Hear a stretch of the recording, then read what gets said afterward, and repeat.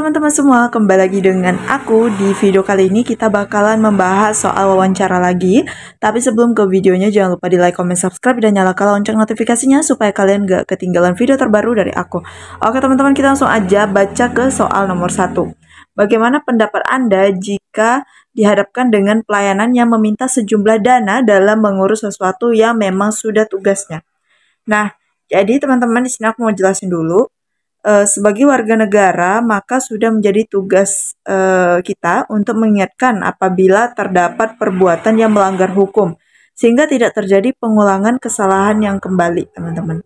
Oke, padahal di sini biayanya itu sudah ditanggung oleh negara alias gratis ya, teman-teman. Dan juga itu memang kewenangan dia mengurus hal seperti itu, seperti misalnya membuat dokumen apa kayak gitu kan harusnya gratis ya teman-teman, tapi ada oknum yang malah kayak minta biaya seperti itu teman-teman. Nah, jadi di sini yang paling tepat itu adalah mengingatkan petugas tersebut ya bahwa tindakan yang dilakukan merupakan pungli dan yang dapat diberikan sanksi hukum teman-teman. Jadi untuk poin 4 itu adalah yang D. Kemudian untuk poin 3-nya itu adalah yang A ya, menolak untuk memberikan karena semua biaya kepengurusan gratis. Oke, sebenarnya yang A ini bagus teman-teman, menolak. Kenapa? Emang harus supaya tidak ada supaya tidak ada yang namanya pungli ya teman-teman dalam kepengurusan apapun. Nah, tapi yang A ini poinnya kurang tinggi daripada yang D. Kenapa? Karena dia tidak ada mengingatkan petugas kalau hal tersebut melanggar hukum, teman-teman. Makanya poinnya 3. Kemudian kalau poin 2 itu adalah yang B, mengancam akan mengadukan pada atasan petugas. Nah, kalau yang B ini menurut aku kurang solutif ya, teman-teman. Nah, kemudian poin satunya itu adalah yang C, melaporkan petugas tersebut kepada pejabat yang ada di sana dengan membawa bukti berupa buku tamu tersebut. Nah, yang C juga bukan ya, karena kan di sini kita sebagai orang asing ibaratnya kita penerima layanan teman-teman ya. Jadi yang paling bagus itu adalah mengingatkan petugas tersebut. Yang penting kita udah ingetin dulu petugas tersebut. Oke, jadi di sini jawabannya adalah yang D. Kita lanjut ke soal nomor 2. Oke, lanjut ke soal nomor 2. Kita baca bareng-bareng pertanyaannya. Apabila nanti Anda diumumkan lolos sebagai guru P3K, namun ternyata gaji yang diberikan tidak sesuai dengan harapan, bagaimanakah tanggapan Anda? Oke teman-teman, kita coba bedah satu-satu ya. Untuk pilihan jawaban A itu menunjukkan bahwa kita tidak bekerja dengan profesional karena melakukan aktivitas lain di jam kerja.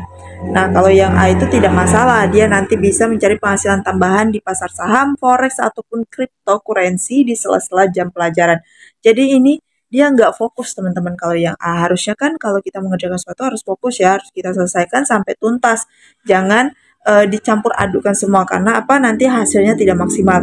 Dan yang A ini poinnya adalah 1. Kemudian untuk pilihan jawaban B itu adalah menerima saja karena pasti akan ada honor-honor tambahan.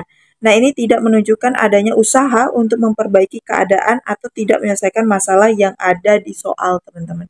Jadi dia kayak lebih berharap aja gitu tanpa melakukan apapun seperti itu. Jadi yang B ini poinnya 2. Kalau yang C itu adalah menerima saja dengan tetap mempelajari peluang kerja di tempat lain yang lebih menjanjikan. Nah, kalau yang C menunjukkan bahwa kita tidak mempelajari terlebih dahulu mengenai peraturan seperti hak P3K. Oke. Kita keep dulu ya. Kalau yang D menerima dengan ikhlas apabila diperlukan bisa menambah penghasilan dengan membuka bimbingan belajar di luar jam kerja. Nah, untuk pilihan jawaban D merupakan pilihan jawaban yang paling solutif dan juga profesional. Karena apa? Dia mencari penghasilan tambahannya juga dari sesuai dengan passion dan tugas dia ya teman-teman, yaitu membuka bimbel. Nah, dia kan sebagai seorang guru ya, teman-teman. Jadi, ini dia usaha sampingan itu masih sesuai dengan tupoksinya dia sebagai guru, teman-teman. Makanya di sini poin 4-nya paling tinggi adalah yang D. Untuk C itu poinnya 3, teman-teman. Oke, kita lanjut ya ke soal nomor 3. Oke, teman-teman, kita lanjut ya ke soal nomor 3. Kita baca bareng-bareng. Menyikapi pegawai di kantor yang sudah terbukti radikal, sikap Anda selaku atasan. Oke, di sini teman-teman, kita berlaku sebagai atasan ya. Terus kita memergoki kalau pegawai kita tuh ada yang radikal, teman-teman. Jadi apa nih harus kita lakukan sebagai atasan? Oke, tindakan radikalisme itu harus ditangani sesuai dengan prosedur yang berlaku ya. Maka dari itu, kita harus memanggilnya dan memberikan peringatan apa resiko jika ia terus melanjutkan aksinya. Oke, karena dia baru terbukti, jadi jawaban yang tepat itu adalah yang A, teman-teman. Memanggil dan memberi peringatan konsekuensi yang akan ia dapatkan kalau misalnya dia masih melakukan sikap radikalisme ini. Jadi poin 4-nya itu adalah yang A. Tapi kita lihat dulu ya poin yang opsi B, C, dan D. Kalau yang B langsung memberhentikannya. Nah, kalau menurut aku ya, kalau yang B ini kurang ada apa ya? Jiwa atasannya itu kurang deh menurut aku. Dia langsung memberhentikan aja tanpa memberi peringatan terlebih dahulu, teman-teman. Makanya kalau yang B ini menurut aku poinnya 2. Kalau yang C menasehati dengan baik. Nah, yang C juga bagus ya teman-teman, tapi selain kita nasihati, kita harus tetap memberi peringatan supaya dia ingat konsekuensinya apa, kemudian dia bisa berubah, diharapkan bisa berubah dan bisa meninggalkan sikap radikalisme tersebut, teman-teman. Kemudian kalau yang D, memilih memberi sanksi tegas berupa pemotongan gaji. Nah, kalau yang D ini sanksi tegas berupa pemotongan gaji itu kurang ya teman-teman menurut aku. Sebenarnya baik, tapi menurut aku kurang memberikan solusi yang efektif seperti itu. Nah, jadi harusnya kita panggil dulu, kemudian kita nasihati, kemudian kita beri peringatan apa konsekuensi kedepannya kalau dia tetap masih bersikap radikalisme, teman-teman. Kalau hanya untuk pemotongan gaji sih menurut aku enggak ya, karena apa ya? Mungkin dia bisa jadi punya side job di luar gitu kan, jadi soal pemotongan gaji itu nggak terlalu bermasalah menurut aku, teman-teman. Dan kurang ada efek jeraknya sih, maksudnya efek supaya dia tobat gitu ya dari sikap radikalisme. Nah, jadi untuk yang D ini poinnya 1. Poin 3-nya itu adalah yang C. Oke, next kita ke soal nomor 4. Oke, next ke soal nomor 4, kita baca bareng-bareng. Seorang saudara yang juga tergabung di grup WhatsApp keluarga seringkali membagikan berita maupun info tentang negara Islam dan adanya ajakan untuk mendukung pemerintahan tidak lagi berdasar Pancasila. Sikap Anda yang juga anggota grup adalah, oke, di sini ada ajakan untuk mendukung pemerintah yang tidak lagi berdasar Pancasila. Ini ada unsur tanda-tanda kayak radikalisme ya, teman-teman. Nah, sikap kita sebagai anggota grup itu harus bagaimana? Nah, jadi teman-teman, sikap yang paling bijaksana adalah menegur secara pribadi ya. Jadi hindari mengeluarkan kritikan di grup tersebut karena dapat memicu konflik, teman-teman. Jadi kalau misalnya kita mau negur orang tersebut, jangan di tempat keramaian ya. Jadi harus face to face atau secara berdua gitu ya, teman-teman, secara pribadi. Nah, jadi di sini jawaban yang paling tepat itu adalah yang B, teman-teman ya, mengirim pesan pribadi dan menegur dengan halus untuk tidak membagikan ajakan yang bersifat radikal. Jadi kalau orang-orang radikal itu emang harus apa ya teman-teman, nggak boleh dikasarin gitu ya mungkin, karena apa, takutnya nanti malah menimbulkan konflik yang semakin besar, teman-teman, kayak gitu. Jadi untuk poin 4-nya itu adalah yang B. Kemudian untuk poin 3 itu adalah yang A, teman-teman. Menegur langsung di grup tersebut itu saran aku jangan, karena dapat memicu konflik atau pertikaian yang lebih besar. Apalagi kalau di dalam satu grup tersebut banyak sekali yang mendukung sikap radikalisme, teman-teman. Bisa-bisa kita nanti yang terancam seperti itu. Kemudian untuk poin 1 itu adalah yang C, mendokumentasikan tulisan-tulisan yang disebarkan dan melaporkan kepada polisi. Ya, menurut aku sih kita ingatin dulu ya teman-teman, sebelum ngelapor tuh kita harus ingatin dulu. Tapi mungkin kalau tidak ada perbaikan atau perubahan, ya mungkin harus kita lapor, teman-teman. Jadi untuk yang C itu poinnya 1. Kemudian kalau yang D itu poinnya 2, mengusulkan kepada admin grup agar ia dikeluarkan dari grup karena membahayakan. Nah, yang D ini juga solusinya kurang efektif, teman-teman. Oke, jadi jelas ya untuk soal nomor 4 ini jawabannya adalah yang B. Kita lanjut ke soal yang terakhir. Oke, teman-teman, kita lanjut ke soal yang terakhir. Nah, ini soalnya hampir mirip-mirip seperti soal sebelumnya nomor 4 tadi. Oke, kita baca aja ya. Ketika Anda diundang dalam salah satu acara tanpa sepengetahuan Anda, di sana ada ajakan atau semacam deklarasi untuk mendirikan negara sendiri. Sikap Anda. Oke, kalau yang soal sebelumnya adalah mendukung pemerintah tanpa mengandalkan unsur Pancasila ya teman-teman. Aduh, maaf ya teman-teman, di sini emang berisik banget dah suara-suara motornya. Aku harap suara-suara motor tersebut nggak mengganggu konsentrasi kalian ya. Aku harap kalian tetap fokus juga sama soal-soal ini. Oke, kita kembali lagi ke soalnya. Nah, soal nomor 4 tadi kan itu mendukung pemerintah tapi tidak berdasarkan dengan nilai-nilai Pancasila lagi.